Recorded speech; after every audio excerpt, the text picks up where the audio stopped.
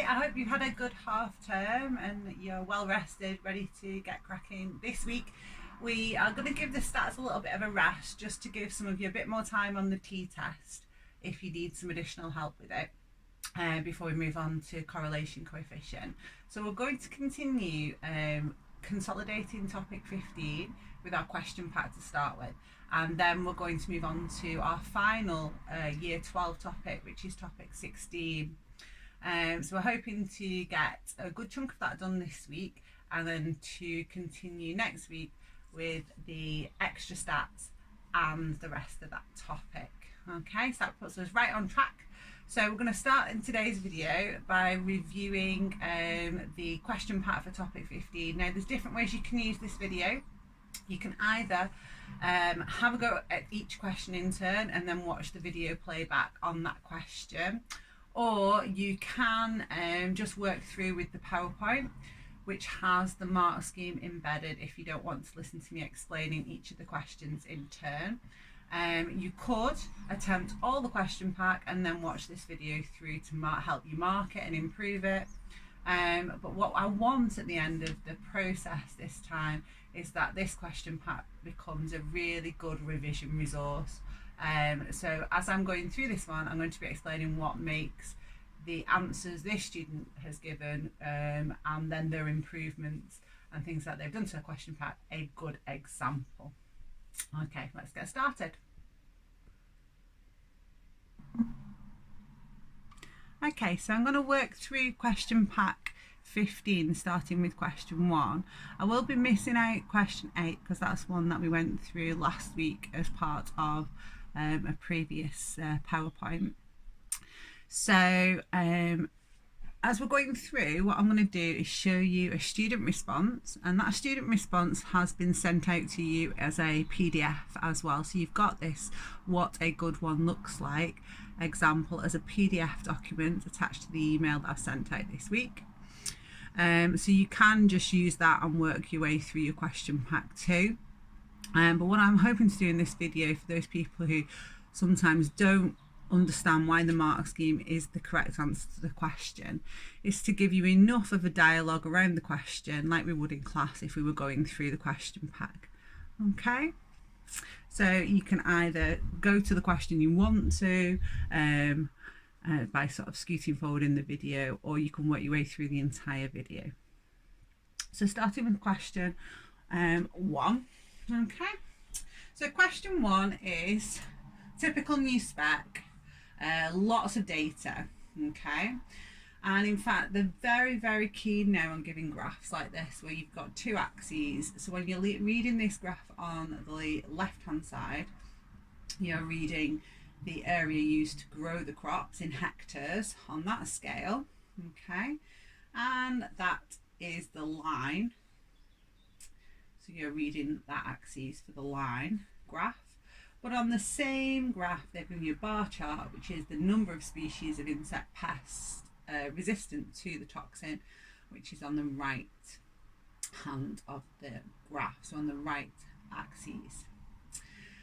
And typical new spec, absolutely loads of STEM information.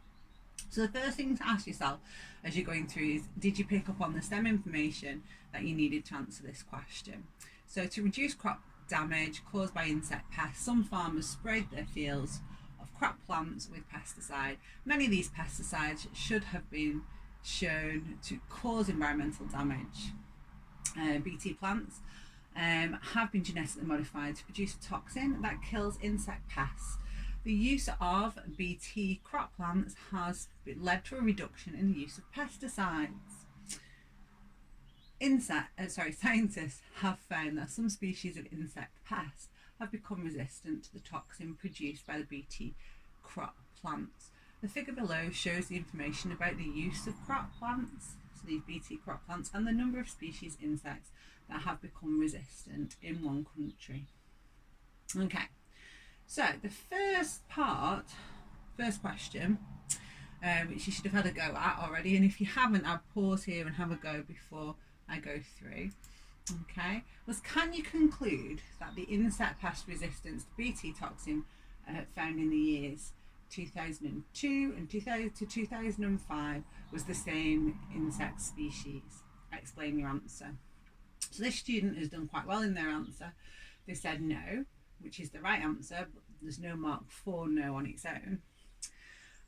Because you're only given the number of species of insect pest resistant each year. So they didn't tell us the name of the species. So although you've got the same number, there may actually be different species in 2002 to 2005. Okay, so that's what they wanted in terms of an answer. What I've done in the PowerPoint is, as well as the student response, okay, which is a good student but not a perfect student. They have made some mistakes. They don't get all the mark points. I've also got the mark scheme that pops up. So you can see there that in the mark box it says the graph or bar chart only shows the number of species, not the same, so not the name of the species. Now, although the student hasn't written exactly those words, they have explained themselves, okay, at the same level. So by saying they were only given the number of species each year, okay, although it was the same number, it may be that they were different ones, okay, they have just about got that mark point. Now, to make this a better answer, you can see that you could, as I said verbally, say we were not given the name of the species. Okay, so they've said only given the number of species. If they'd have said not named, that would strengthen that a little bit further. Well, they've done just enough to scrape the mark points, she says. Okay, next one. Now here they've not done as well. Okay, and I think it would be unusual for a student to get full marks on this question because it's 4 mark points. You would have had to use both pages to answer this in full. So it says one farmer stated that the increase in the use of Bt crop plants has caused a mutation in one of the insect species, and that this mutation has spread to the other species of insect. Was he correct? Explain your answer. Now, straight away as you read that, there should have been 2 things that I've underlined that stood out as being false biology, things that are not true biologically. Okay, so the first one in that stem was the idea that the use of the Bt crop had caused a mutation. We know that's not true. Mutations happen spontaneously, they are random events. There are some factors that increase the rate of mutation, but it is not the selection pressure that causes a mutation. In this case, the selection pressure is the use of the Bt crop plants producing this toxin. So we know that's completely untrue, and we also know that there's something about insects that means this bit can't be true. Okay, that the mutation has spread to other species of insects. Now, with bacterial populations, mutations can spread to other species because of the way that they can pass their plasmids between each other using their pili. That's very unusual, so it's only bacteria that are able to do this across species. Insects cannot reproduce with other insects from other species, so they therefore cannot pass new alleles, mutated alleles, to other species. Those mutations, if found in that other species, would have to spontaneously happen in that other species, can't spread to them. So are you identifying in the stem these kind of things as you're reading through? Okay, some people who scan stems miss the important information like that. Now, this student has picked up on that information, but they haven't answered in enough detail for 4 marks. Okay, so the first thing they've been able to say is that countering this claim that the Bt crop caused mutation. So mutations are random events, so the use of the Bt crop can't cause them to happen. They get a mark point for that.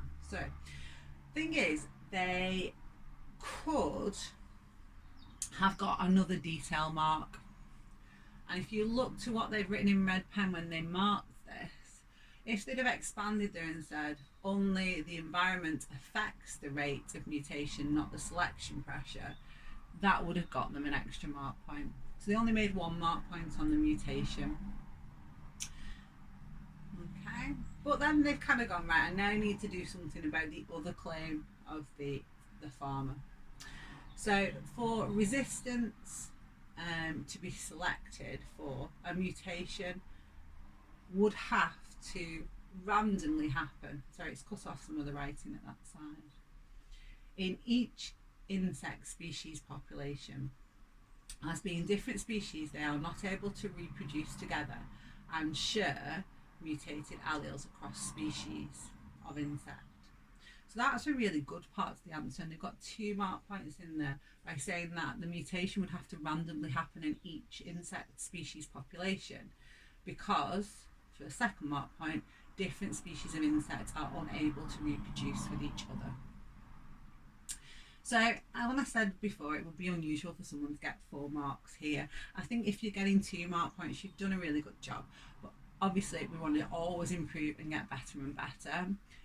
This is a new spec example, and they are quite tricky, some of these, where you've got to really expand on your answer for 4 marks in terms of detail. Okay, so having a look at the mark scheme. Some other things you might have said. So they got the mutation is spontaneous or random. They didn't write about the rate of mutation being affected by the environment. They did get the 3rd mark point that different species do not interbreed. And they also got the 4th mark point, the idea that therefore that mutation can't be passed from one species to another.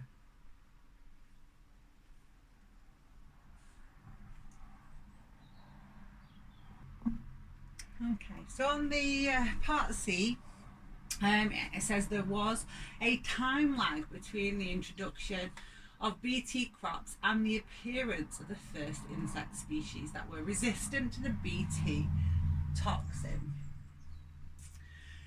Explain why there was a time lag. Now you can see on this question there are 3 marks available, and the student has done okay. They've got 2 of them, okay, in their answer. So as we go through their answer, you can compare it to your own, and then we'll have a look at the mark scheme to see how we can make it even better. So they've said at first there would be only a very small number of insects in the population that would have that resistance allele due to natural variation in the population. Now that's true always at the beginning of a natural selection story.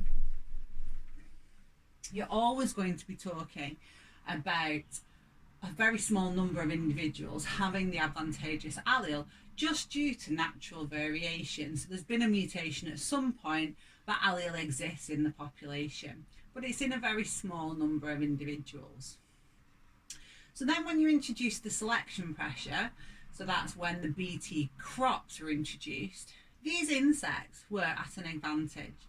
They were more likely to survive and pass on this advantageous allele, and so they would have then more offspring. Okay, they're going to live longer, they're going to reproduce more often. So that will take time, won't it? That's this time lag. Okay, but really what they've failed to do, because they've just kind of said then over generations more and more individuals would have this allele until all the insects do.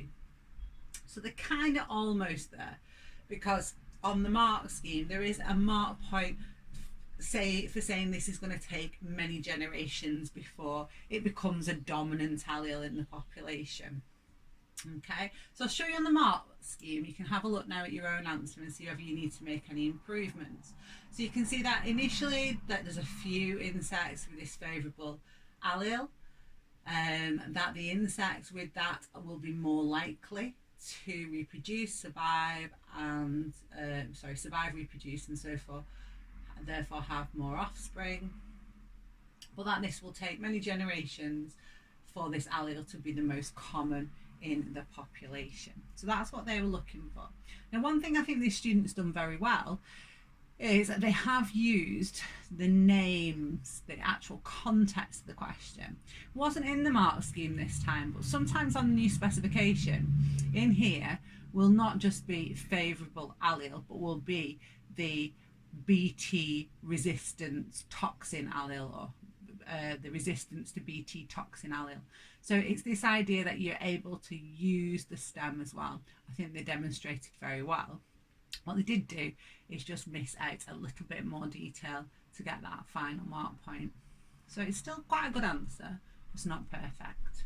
Okay, so moving on then to the next question. Okay, so in the next question we're asked to describe how to make a 1 in 10 dilution, and then how to use that to make a 1 in 1000 dilution of an original liquid culture of bacteria. Okay, so you can have a look now at the context of the overall question. Okay, and if you have a look at the overall question, so they're investigating the number of cells, bacterial cells, in the original stock solution. And so they're doing this dilution series so they can count the bacteria in the solution and work their way back to how many bacteria there are in the original stock.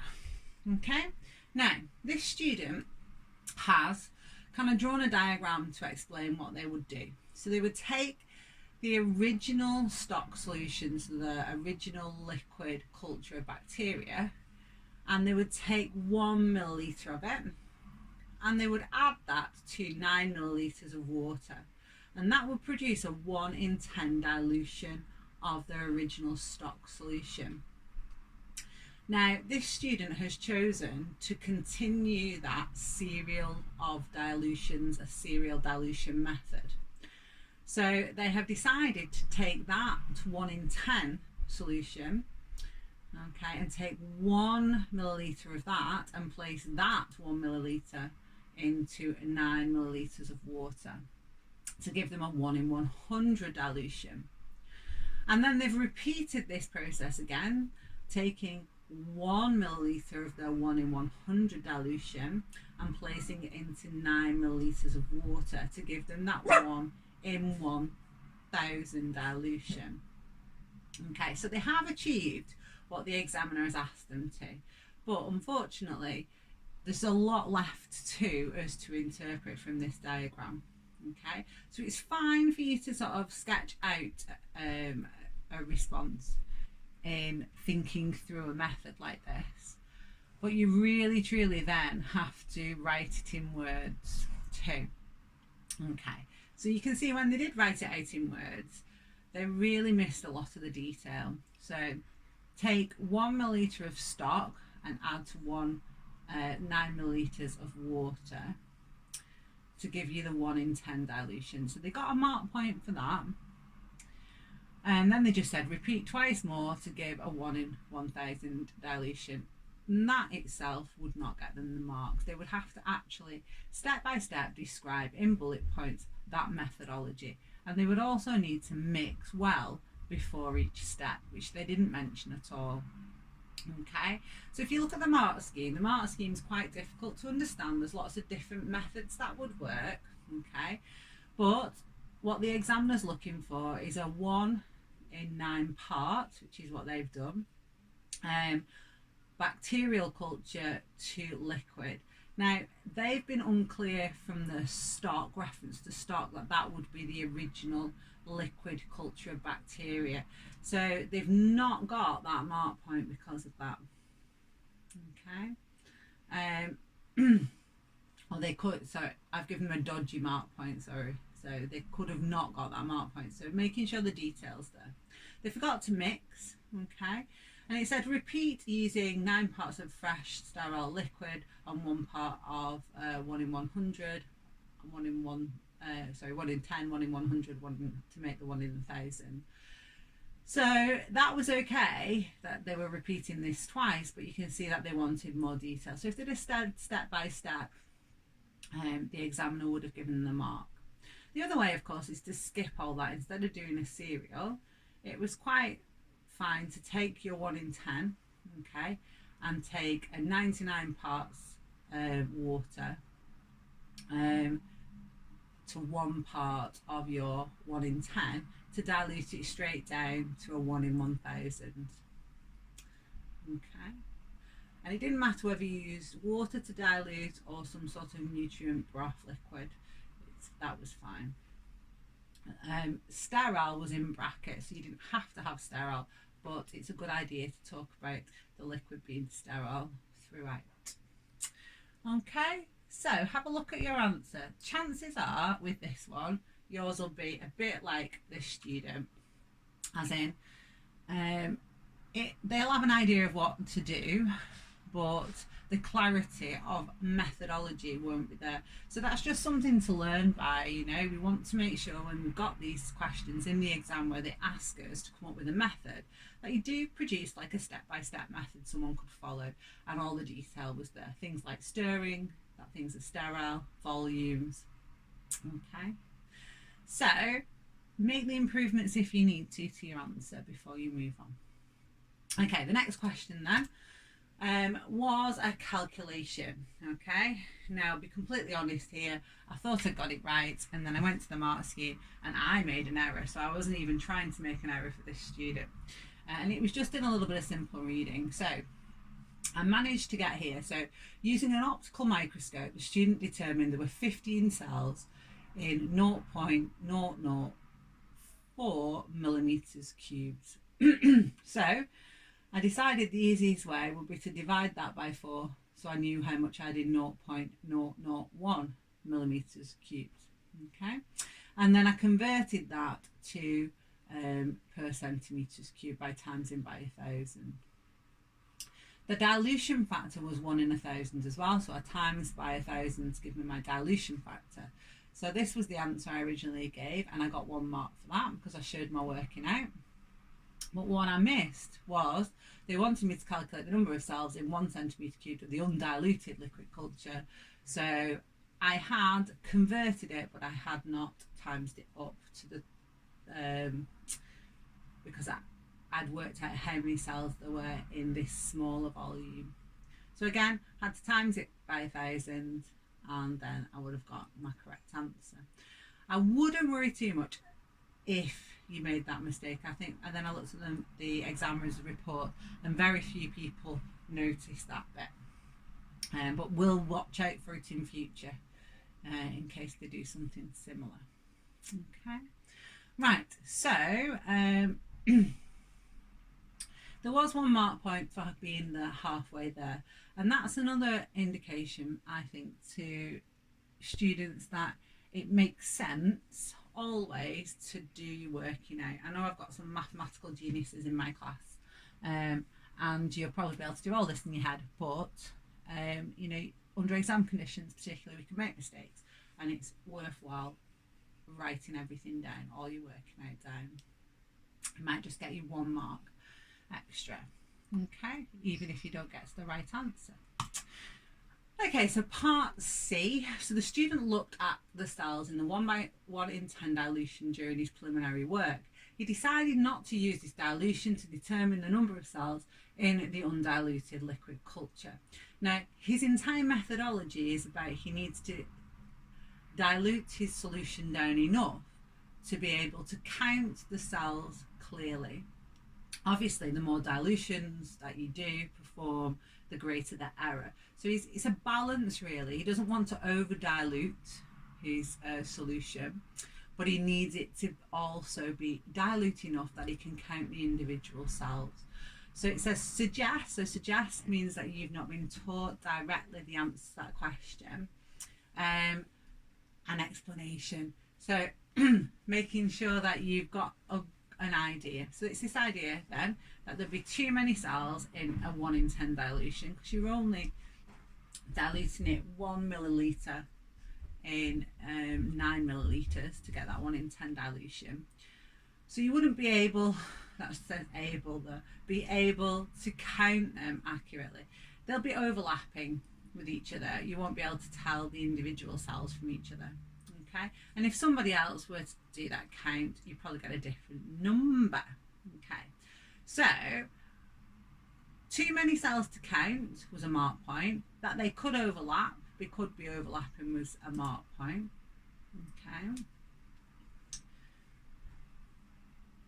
But what they didn't get was count unlikely to be accurate, repeatable, reproducible. They described reproducible by saying if someone else did it, they'd probably get a different count. So it's up to the examiner then to decide whether to give you that mark point.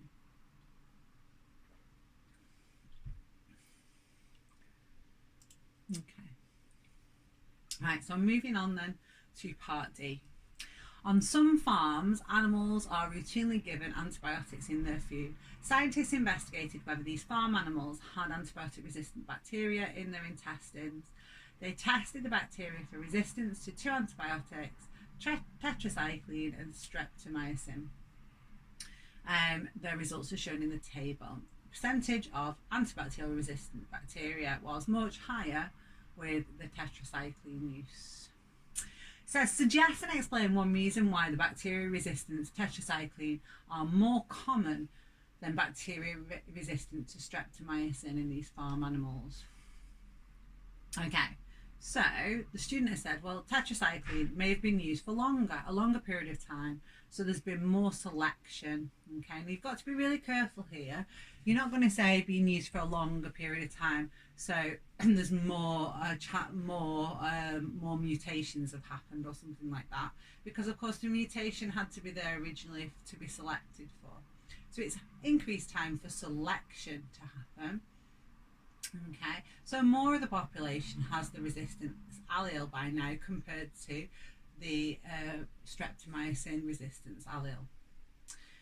Okay, that wasn't the only answer. Quite a lot of different answers on the mark scheme. Okay, so you kind of said, the first one for this student, they did the tetracycline used more often, but they could have said it was used in higher doses. Okay, that might mean then that resistant bacteria are more likely to survive, reproduce, and pass on the allele for resistance, or you could have said there was a higher frequency of mutations for tetracycline resistance.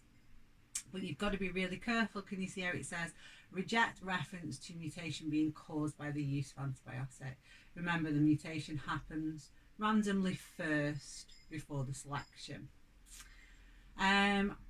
So the gene passed on to more bacteria, or tetracycline used over a longer period of time, more time for chance mutations or the selection to occur. So again, with the mutation mark point there, if you have gone for more time for chance mutation, you've got to make sure the chance is there. You've always got to make sure, if you're talking about mutation, that happens before the selection.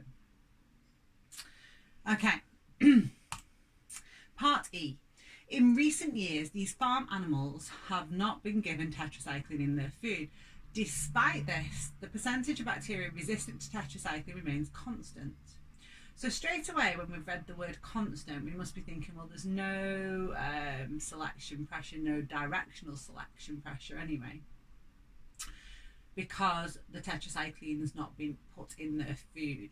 So it says suggest one reason why. So this student has gone for the bacterial population already has an allele,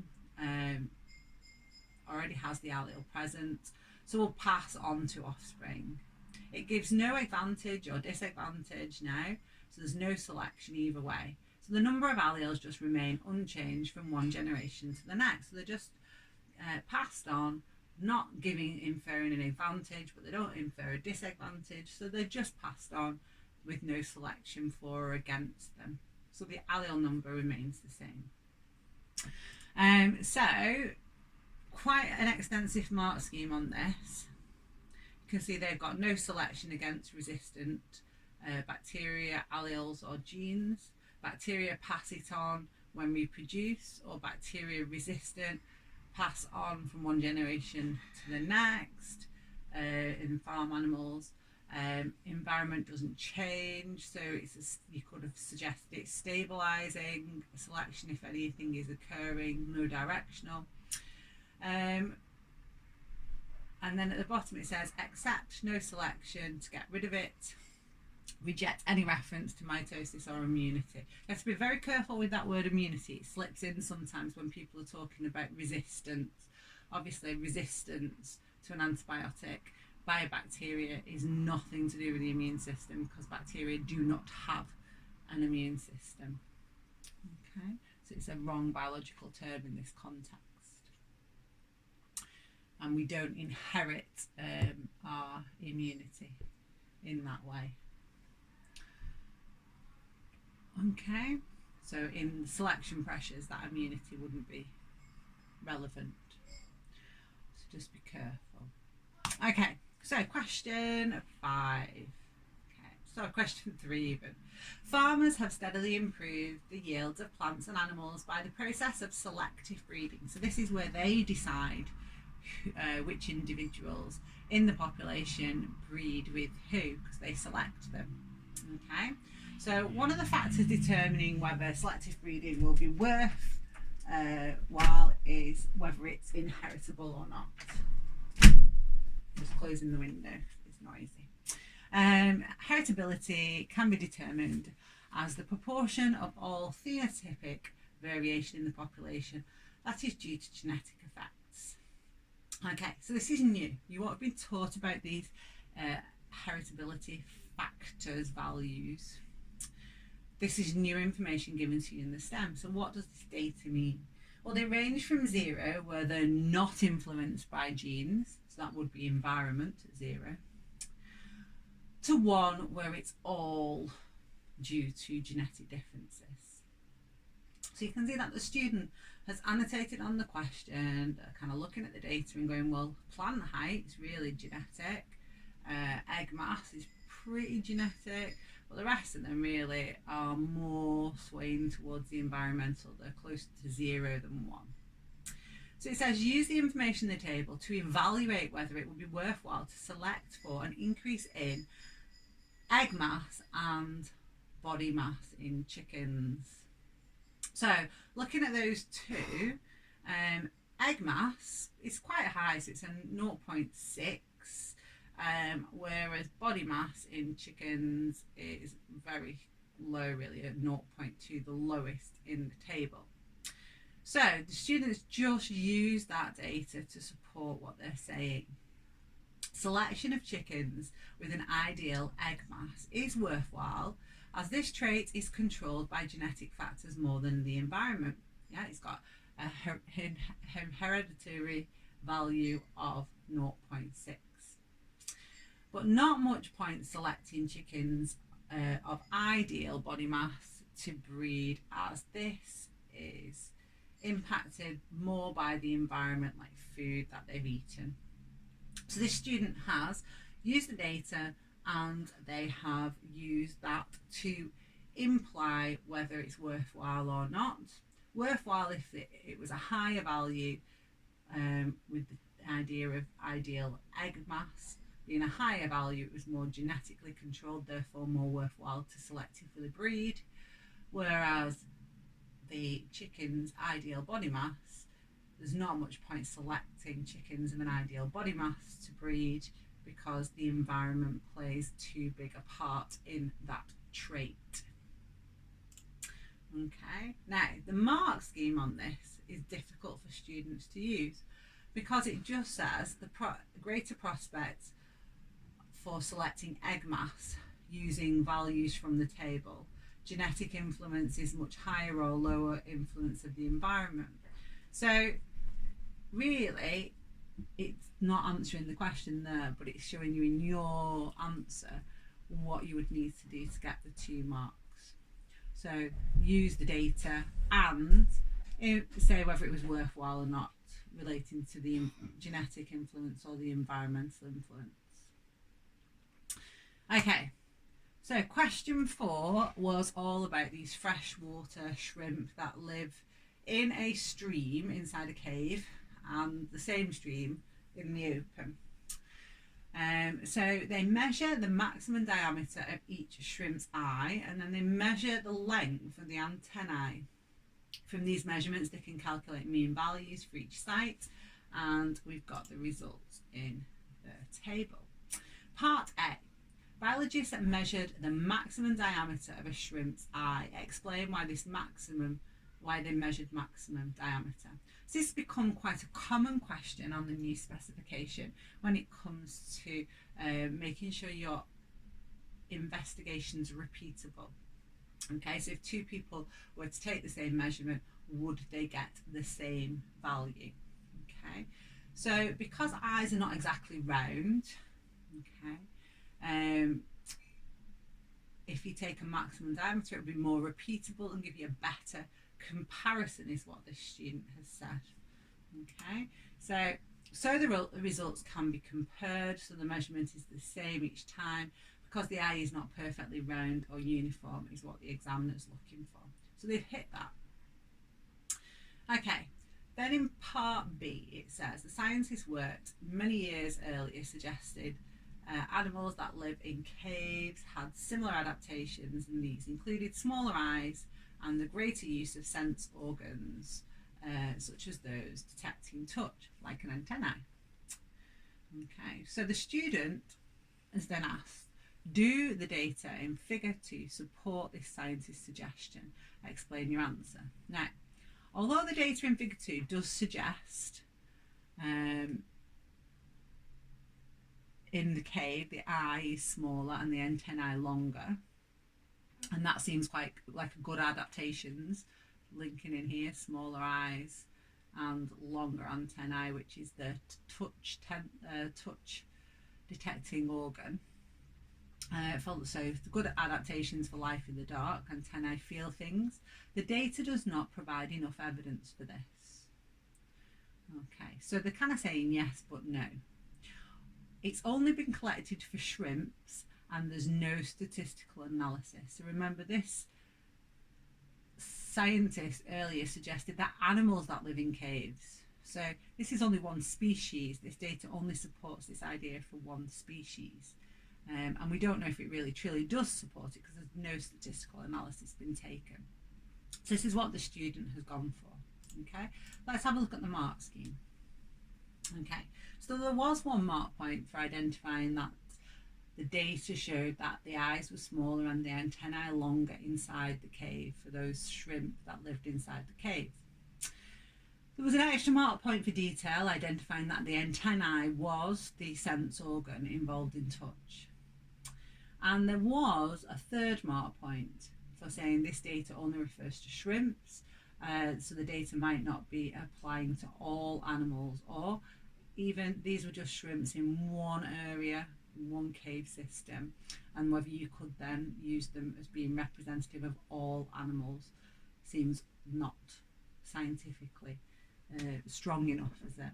Okay, there was nothing for stats analysis, but I would always, if there's no stats analysis, put that in, because it's a good new spec mark point that is there a lot of the time.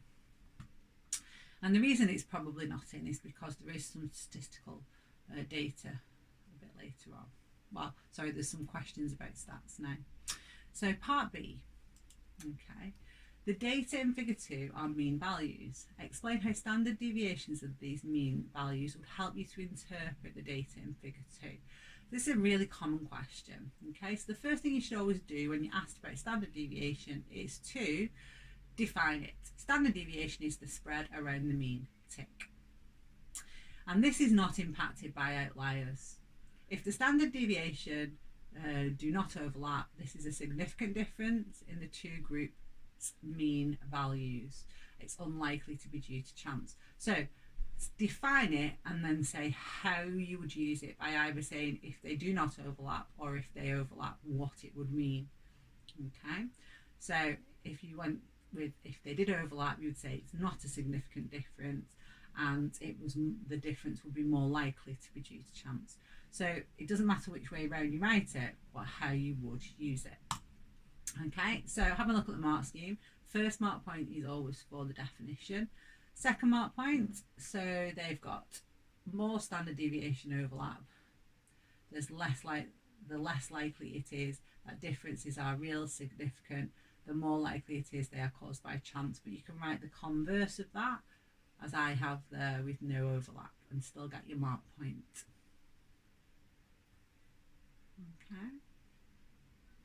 Right, so moving on to C. The biologists investigated shrimps living in other streams.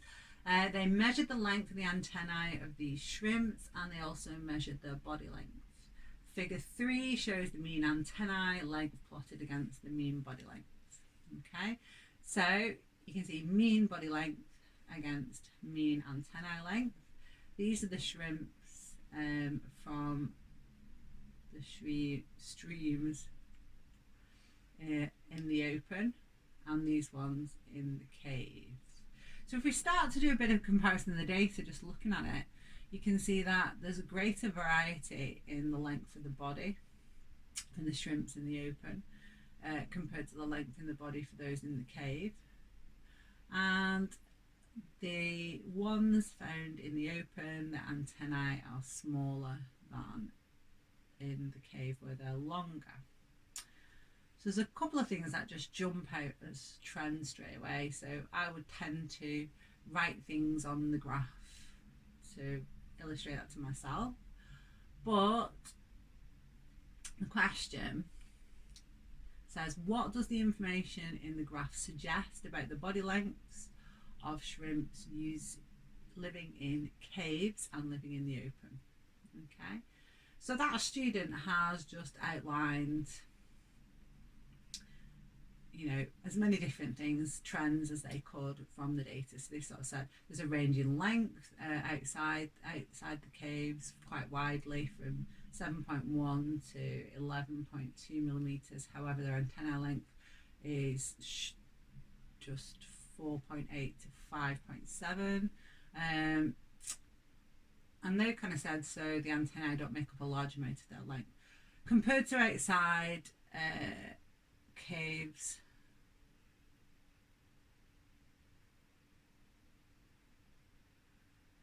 have I done that the right way around? Sorry, let me look at my data. Sorry, that was length in the cave, isn't it? That one. Why is this out there? Anyway, so then they've gone compared to outside the cave, longer bodies, and then they've done a comparison. Okay, now it's a bit confused and it's not a good answer. Okay, they've started well, they need to use the data.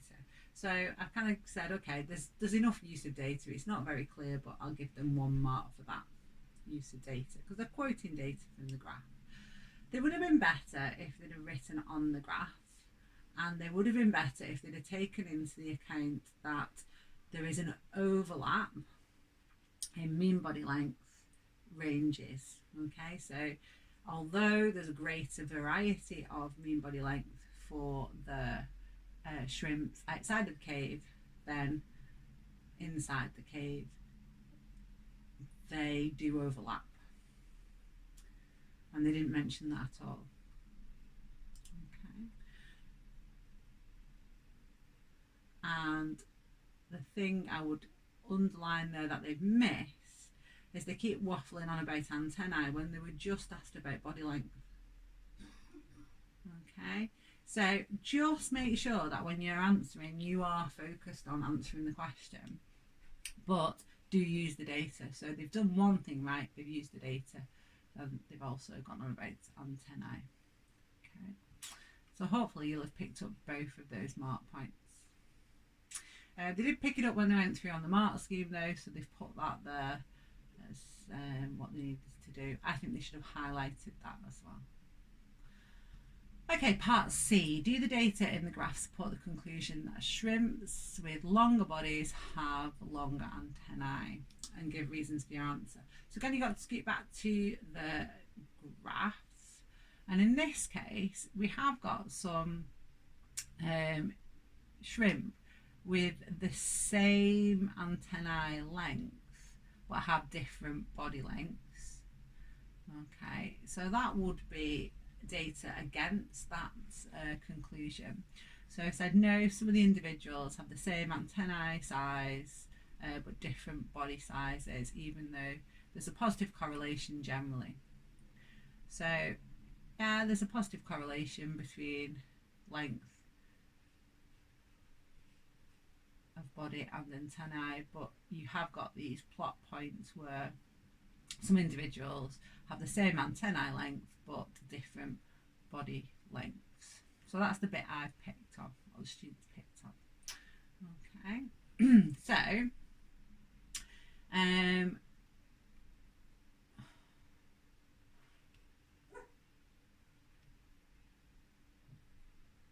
just having a look at the mark scheme. Okay, so for part I, you can see data, but no overlap. Okay, so again, not a very good mark scheme. So what we would want to see are you saying the range of lengths for the shrimps that live in the cave were this value to this value, whereas outside the cave this value to this value, and that they overlap by this much to get those 3 mark points. And then for the second part, note the same body length with antennae that are longer or antennae that are shorter, some with longer body that have short antennae. So it's just picking out from the data an example that is the opposite of the statement, or you could have said yes because there is a positive correlation in the open and in the cave, so it's in both data sets. So you weren't wrong to say potentially yes, there was support in the data by stating that correlation. I would say on NewSpec, I would always lend more to this. Even if there's a positive correlation, I'd state there is a positive correlation, however, and then I would do the data that disproves it. Okay, so moving on to question 5. Okay, so in question 5, maize seeds are an important food crop for people who live in Peru. The seeds could have been kept for long periods. Each year, some were sown to grow the next crop. Archaeologists have found well-preserved stores. So the graph shows the length of the seeds collected from three stores of different ages. So you've got AD 450, AD 1000, AD 1530. Within each store, the maize seeds showed a different range of length. Explain one cause of this variation. Now, just like human height, seed length will be both environmental and the environment. It's 2 marks, okay? So you want both of those to be in there. So this student has said, the length of seeds may be controlled by many genes, and the environment may also impact the seed's growth. So for example, light intensity when growing, that you would think would contribute to how big your seeds would be able to get. Okay, both of these would contribute to continuous variation. So there's that continuous variation in seed size, seed length throughout all 3 populations, no matter what age.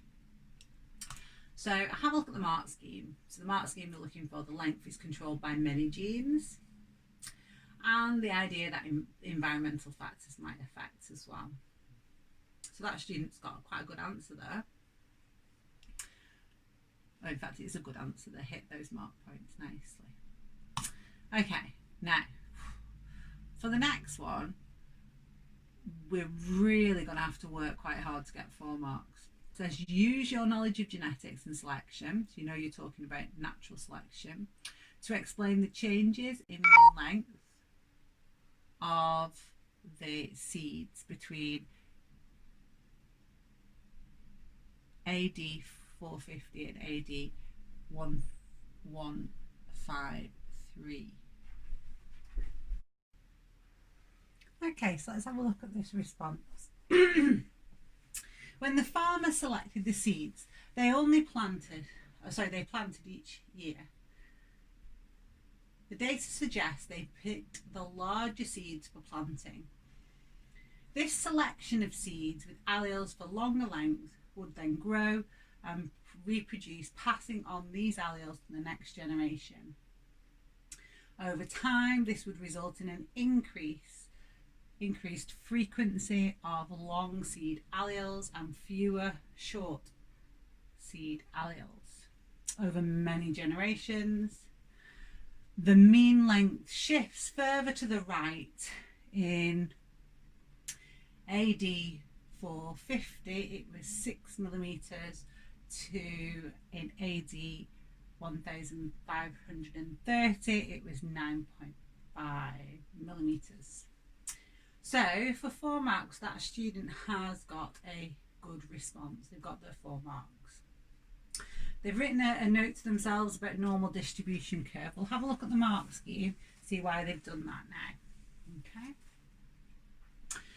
So remember, we're explaining why the mean length has increased over time using genetics and selection. So selection of large seeds for sowing. So they got that mark point there. That the farmer chose the larger seeds for planting. High proportion of alleles for the longer length. Okay. So again, they've said that this selection would mean we're selecting alleles, seeds with alleles for the longer length. Okay, so when they grow and reproduce, they're the alleles they're going to pass on. A loss of alleles for short seeds from the population. They've got that as well. Over time, this would result in an increased frequency of longer seed alleles and fewer shorter seed alleles. Then we've also got reference to distribution curve, lower end cut off. Now, there's different ways that could be interpreted on the mark scheme. They have in fact talked about a shift in the mean. So it's a directional selection towards larger seeds brought about by the artificial selection of the farmer picking the larger seeds for planting. In terms of our normal distribution curve then, the reason the student's written a note there is because there is some mark points about saying that we're selecting against the lower end of the normal distribution curve. Okay, so we'd lose that shorter, smaller seed lengths, and you can see that we've selected against the lower end completely. Okay, in fact, the very, very long seeds are in fact the very shortest of this later population. Okay, now the idea that possible appearance of new alleles through mutation, my student hasn't mentioned, but that is again another reason why we might be shifting further towards the right hand side. We might have mutation in new alleles for even longer seeds, and then they would be selected for by the farmer in this process. But this idea then that it repeats over many generations needs to be there. Okay, if all that you've done in the whole answer is to give the idea that the largeness has been selected for those individuals survive and are inherit, that the large alleles are inherited, then this idea of 1 mark point, but it's this detail in the answer to get the 4. So that was a good answer. Okay, it was good enough for the 4 marks, so that's what you're aiming for. Okay. Right, moving on to question 6. So question 6 is a really typical question where we're doing a bit of synoptic work with enzymes as well as our selection. So penicillins are antibiotics. Some bacteria produce an enzyme which breaks down one sort of penicillin.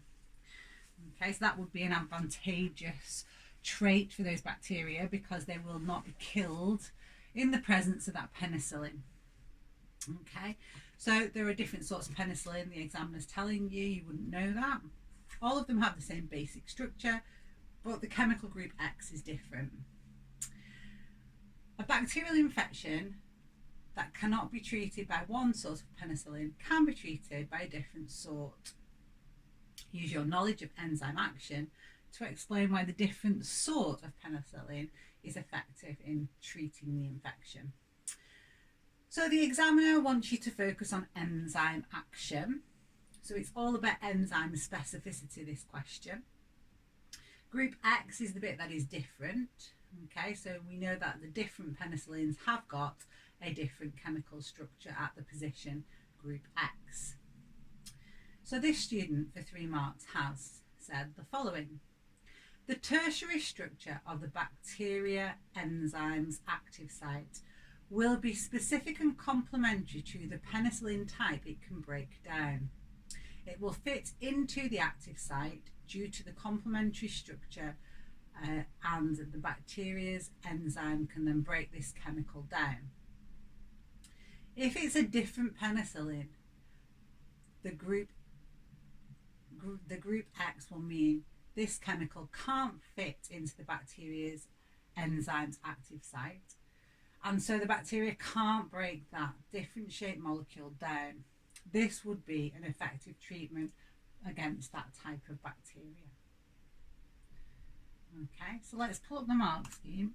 The first mark point is for identifying that different penicillins have different shapes or structures, and that the active site will be specific to a shape or structure. Okay, so if you change the penicillin, the second mark point would say it no longer fits or binds to the active site, it's not complementary, it doesn't form an enzyme substrate complex. And the consequence then is that this different penicillin is not broken down. And you can see they've done all of that in that response, but they've also included other keywords like tertiary structure and concentrated more on structure than shape. And that's because on the new specification, there is a change in terminology more towards structure now. So on this mark scheme, shape is still acceptable, but we want to try and move to talking more about tertiary structure rather than just shape. Okay, but they have done that, and there's enough detail there for them to get their 3 mark points. Okay, so moving on to the next part of the question. Okay, farmers often keep large numbers of cattle together. Farmers used to give cattle food which had antibiotics added to it. Suggest how adding antibiotics to food of cattle increases profit for farmers. So this student has said, well, to prevent disease in the cattle, which may impact their growth, and so the yield the farmer gains, better growth, you get more meat and more milk produced. So if you look at the mark scheme, this idea that disease is less likely is the second mark point, so to prevent disease they've got. And the third one, faster growth, more productive animals, more food converted to meat. So they have got that in that second mark point as well. They missed out on a bit of detail by saying antibiotics kill pathogenic bacteria. So that could have added a bit of depth to their answer. Okay, next one, number 7. Okay, so this is very similar to the investigation that we'll be doing when we return to college. We're going to have to do our investigation into antibacterial properties of substances. In this investigation, they're investigating an antibiotic solution. They take 2 sterile agar plates, they inoculate them with bacteria, so that is, they place a set amount of bacteria onto the plate from the same culture and spread it all over the top of the plate and let it soak in. They then use a syringe to add 2 centimetres cubed of antibiotic to plate 1 and 2 centimetres cubed of sterile water to plate 2. Then they incubate them for 24 hours and this is the result. So we can see bacterial growth, there is a little bit of bacterial growth on plate 1 but much less than on plate 2 where the sterile water was added. At the start of the investigation, the agar was sterilised. Explain why. So this student is said to remove any bacteria that may have contaminated the agar from the environment. Okay, so on the mark scheme it just says to ensure that there's no unwanted bacteria present, so that will get a mark point. It's the same thing. The water was added to plate 2 as a control. Explain why this control was necessary. The student has said to show it is the antibiotic in the solution preventing bacterial growth and not anything else like the water in the solution. Having a look at the answer on the mark scheme, to check that bacterial cells do not die anyway, to show the water has no effect on growth. So they've got their mark point, that's an equivalent answer. Part B. Okay, explain why some bacteria are able to grow on plate 1. Well, we've got some patches of growth on plate 1 Okay, so there's a few different explanations for this. This student has gone for some of the bacteria will be resistant to this antibiotic within this population. That would explain it. So some bacteria are resistant. But equally, if you said some of the areas of the dish didn't get the antibiotic, or the antibiotic didn't spread out evenly across the surface of the plate, that is also a good valid reason. Now, question 8, we went through in the PowerPoint before half term. So this was the one with the dogs, terriers. Okay, so that's reviewed in a previous video. So we should all have that one complete. So we're moving on to question 9 now. Okay, now question 9, again, new spec. I haven't given you enough space really on part A, so you may have had to continue on to another sheet. Scientists investigated the presence of bacteria resistant to an antibiotic in Turkish chickens and the farmers who kept them. They looked for E. coli resistant to the neomycin, which is the antibiotic. At 46 farms, they obtained samples, bacteria from feces from the turkeys, the turkey farmers, the chickens, and the chicken farmers. The turkey farmers very often use turkey food containing the neomycin. The chicken farmers did not use chicken food containing neomycin very often. The bacteria are grown on nutrient agar in cultures. The nutrient agar contained the neomycin. Any resistant bacteria will grow and divide to form visible colonies, and they were able to then count them to see what percentage the sample was resistant. First question. Students struggled with this on the real exam because it's not often until this new specification you were asked to come up with hypotheses. Now, you're allowed to come up with null hypotheses as well as hypotheses if you want to. I've come up with 2 hypotheses here, but there are more than these. So, does the frequency of neomycin added to food change the percentage of E. coli resistant to neomycin? And the second one, are farmers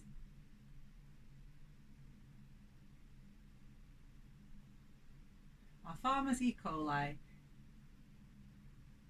affected, I think that was meant to say, so I don't know why I've given myself a mark point, affected by the use of antibiotics in animal foods. So there were quite a number of different things you could have come up with for hypotheses. Okay, so you could have said the type of feed affects the percentage of resistant bacteria in the feces. Or you could have said more antibiotic resistant bacteria form when animal feeds have antibiotics in their food. Right, so different ways, different predictions like that. You could have had a null hypothesis. There will be no significant difference in the number of resistant bacteria no matter what the animals are fed. So the first hypothesis they want to be to do with antibiotic resistant bacteria and the food you give the animals. Okay, so anything you come up with will get a mark point there. For the second one, antibiotic resistance infects or is passed on to farmers or to animals, passed between animals. So it could be bird to bird, from turkey to chicken, from human to human. They've said except a link exists between antibiotic resistance in animals and their keepers.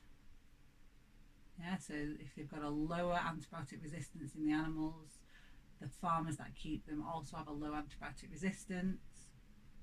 There's incidence of antibiotic resistance differs in turkeys and chickens. There's another one.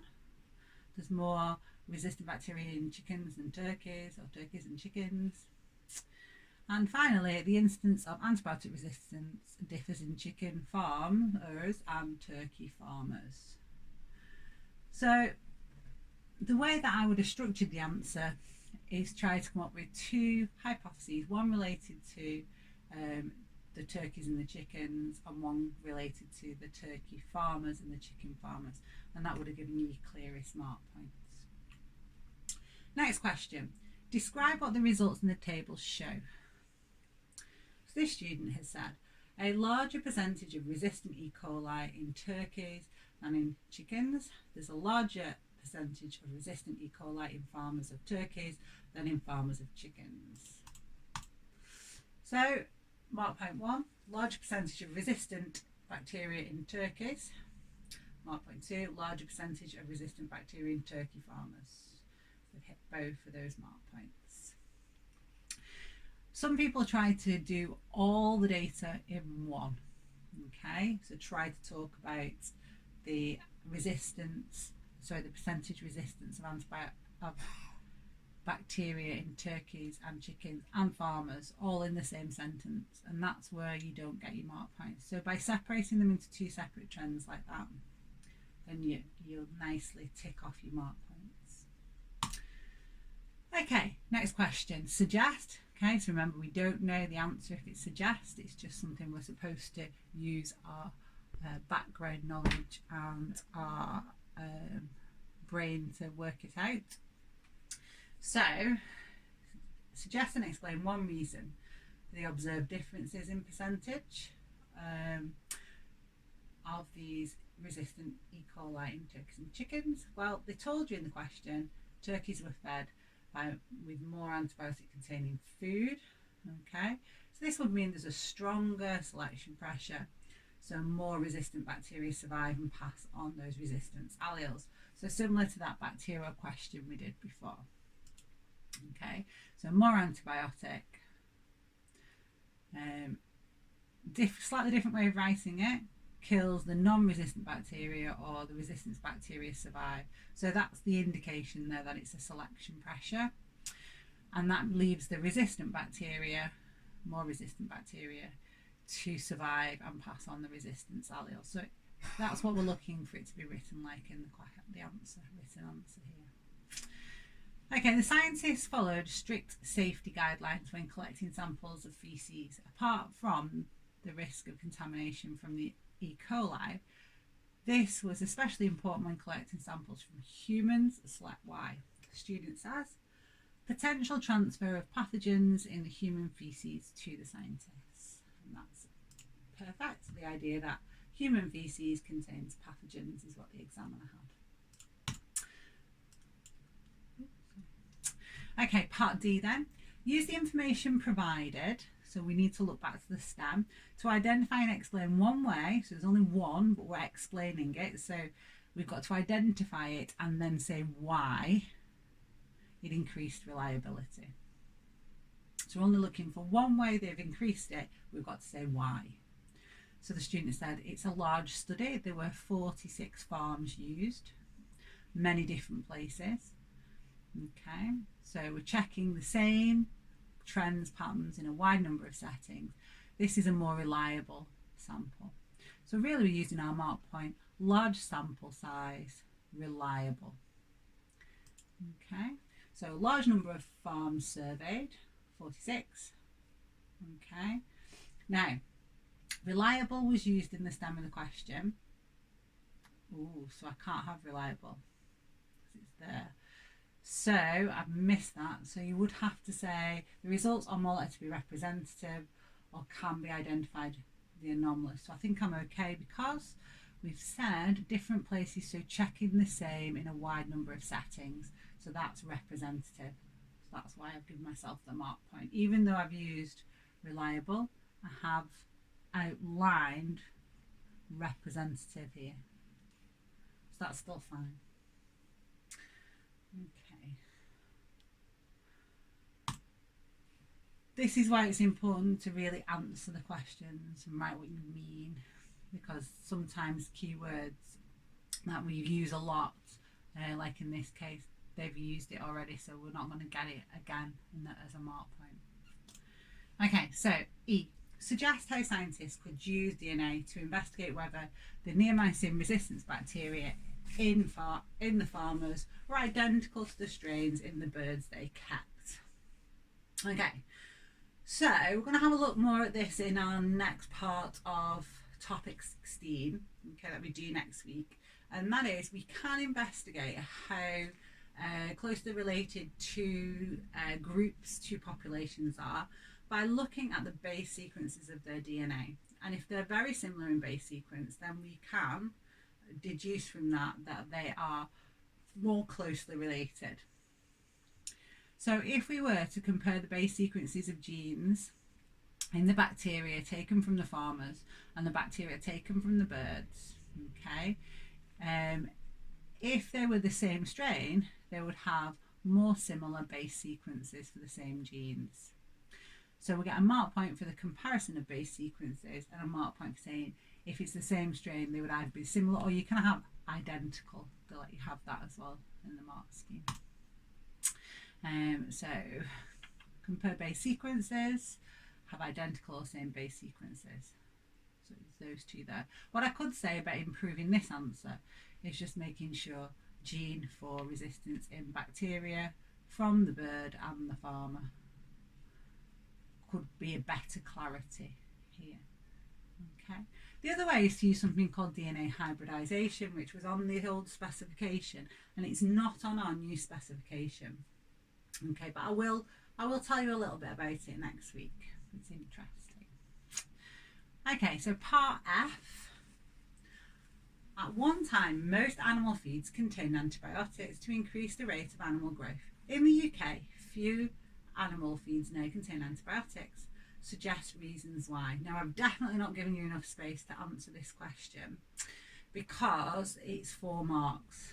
Okay, the student has put the following: more pathogens are resistant, so it no longer has the benefits. There's no point using it because it doesn't give you the bonus anymore of increased growth because it doesn't prevent disease, because most pathogens are resistant to the antibiotics. Another one: people do not want to have food contaminated with antibiotics and will pay more if the practice is not used. Costly but less beneficial, or less benefit, is the third thing they've written.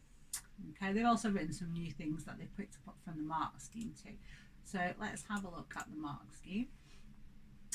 So this idea that we've got antibiotic resistant bacteria means that they're less effective. They had antibiotic resistant bacteria. No, it was the COS. So they got the COS one.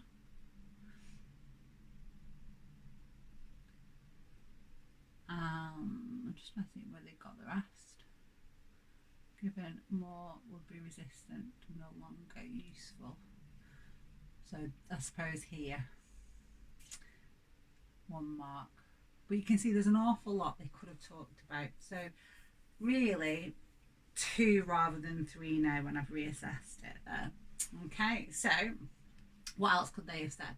Well, they could have talked about the potential harm of the resistant alleles being passed to human pathogens.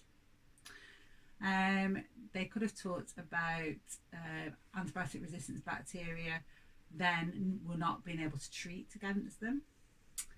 Could have talked about side effects in animals. They did get that mark point, which is an increased demand for organic food, because this is, although they haven't said that people do not want to have food contaminated with antibiotics, is the same mark point as that one. Antibiotic resistant bacteria could be present in human food, high cost of antibiotics, and the final one that, you know, there's been legal legislation change which controls antibiotic use to prevent antibiotic resistance from continuing to grow in bacterial populations. So quite a lot of other ideas there. I think if you'd have been given more space, you would have gone and written a lot more, so it might have limited your mark a little bit. Hopefully most of you will have looked here at how many marks it's worth and carried on a new page, but we'll have to see. Okay, so question 10. A student investigated the effect of 3 types of disinfectant on the growth of lactobacillus bacteria. During the investigation, the student boiled the agar before pouring the agar plates and transferred zero point 0.5 centimetres cubed of dilute liquid culture of the bacteria onto each agar plate. Okay, so then they left some agar plates out as controls. They added to the other plates different concentrations of disinfectants as shown in this table. So we've got three different disinfectants and and 5 different concentrations of each. So after 2 days, she counted the number of colonies of bacteria on each agar plate. Explain the purpose of boiling the agar. Okay, so these are similar questions. These are kind of how science works questions that you're going to get related to the practical that you're going to do. So this one that we watched the video, our aseptic technique. So to sterilise, kill any contaminating microorganisms that would impact the results, they've said. So there's no contamination is in the exam, that's fine. Transferring the same volume of liquid onto each agar plate. The student has said to control the number of bacteria in each experiment so the results are comparable. And the examiner said so the same number of bacteria transferred to allow comparison. So they've hit those nicely.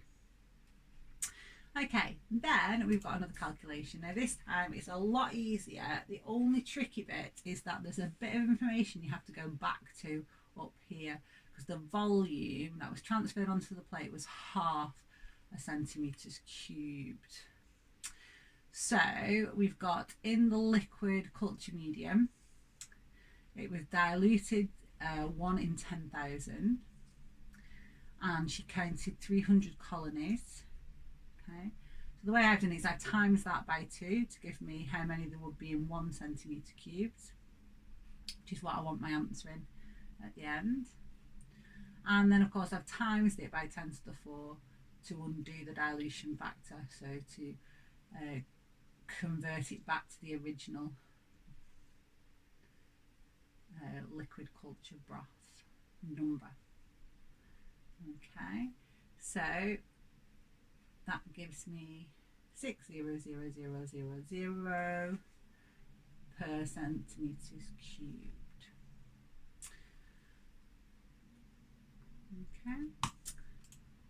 Right, so the student concluded that the maximum concentration of propantheol needed to stop the growth of lactobacillus was 15 units. This conclusion is incorrect. Describe how you would obtain a more accurate estimate of the minimum concentration needed. Okay, so it's not really 15 that stops the growth, but 10 doesn't, so we can't be sure about 11, 12, 13, 14, so we need to repeat the experiment using this range and investigate the intermediate values, this 11, 12, 13, 14. Okay, so the examiner says yes, you've got to repeat it, but you've got to make sure that the repeats are stated several values between 10 and 15. So they've managed that one as well.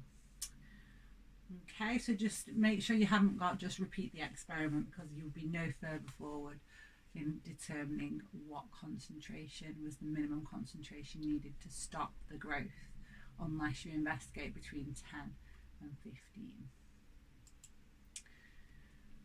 Okay, so what a good one looks like in terms of a question pack then. So that student gave it a good go. They were probably hitting about a high B on the question pack. They had made some mistakes and that's okay because as they went through and marked it, they annotated them up and improved them. So what I want you to think about now as you're reviewing your question pack is what kind of things have you learned from going back through your answered questions alongside me in the video?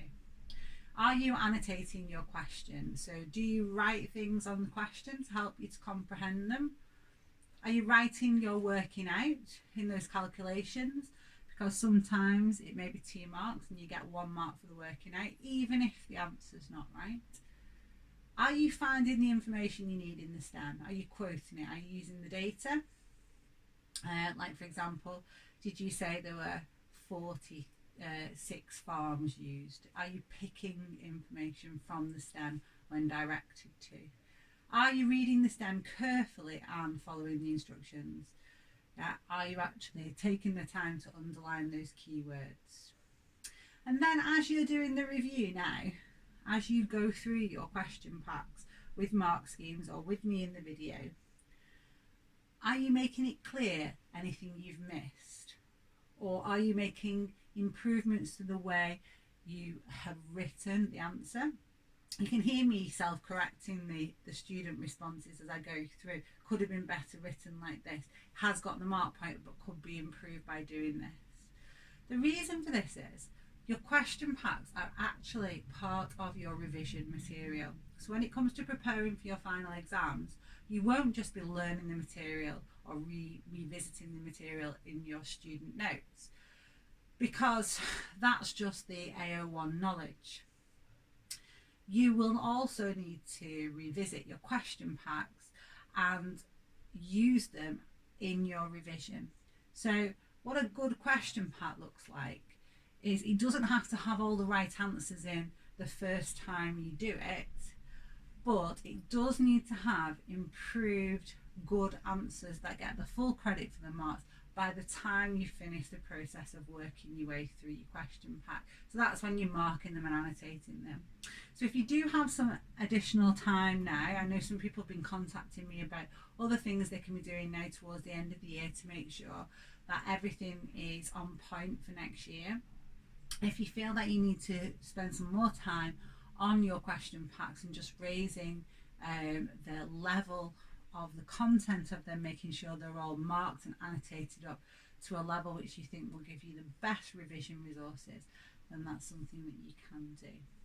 Okay, but moving forward, making sure if you haven't been doing them to that level, you are with all your future question packs.